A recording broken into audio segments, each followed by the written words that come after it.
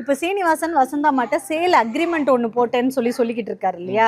அப்படி sale agreement போட்டா சொத்து வரியை யார் கட்டுவா? சொத்து வரியை மாற்ற முடியுங்களா? ஆக்சுவலாக மேடம் நான் அவங்க ஃபஸ்ட்டு வரும்போது கேட்டேன்.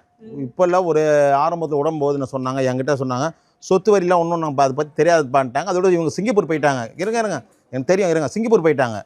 இது போனவுடனே அவங்களுக்கு இதை பற்றி என்னன்னு தெரியல. அவங்களுக்கு சொத்து அவங்க பேரில் சேலரி என்கிட்ட இருக்குது. சேலரி என்கிட்ட காமிச்சாங்க, நான் பார்த்தேன் சேலரியை. அவங்க பேரில் தான் இருக்குது, அவங்க வீட்டு கணவர் பேர் 2 பேர் பேரில் இருக்குது.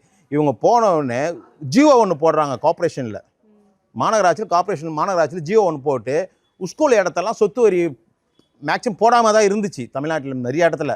இதை வந்து சொத்து வரி போட சொன்னோடனே அவன் இதான் சான்ஸ்னு சொல்லிட்டு அந்த சொத்து வரியை போட்டுட்டான். நான் போய் ஆஃபீஸில் போய் கேட்டேன், நீங்கள் எப்படிங்க அவர் பேரில் சேலரி ஒரு ஆள்கிட்ட இருக்குது, எப்படி அவர் பேரில் போடணும்? இது நாங்கள் சொல்லலை, ஸ்கூல் இடத்துலலாம் ரொம்ப இடத்துல சொத்து வரி கட்டாமல் இருக்குது, ஏன்பா சொத்து வரி கட்டுப்பான்னா நான் அவங்க ரிலேக்ஷன் சொல்லிட்டு எங்களுக்கு ஒரு மனு எழுதி கொடுத்து சொத்து வரி அவர் பேரில் போட்டுக்கிட்டாரு, அதை வேணால் நான் கேன்சல் பண்ணுறேன்னு சொல்லிவிட்டு அந்த அம்மாக்கிட்டே சொன்னார். அந்த அம்மா கேளுங்க.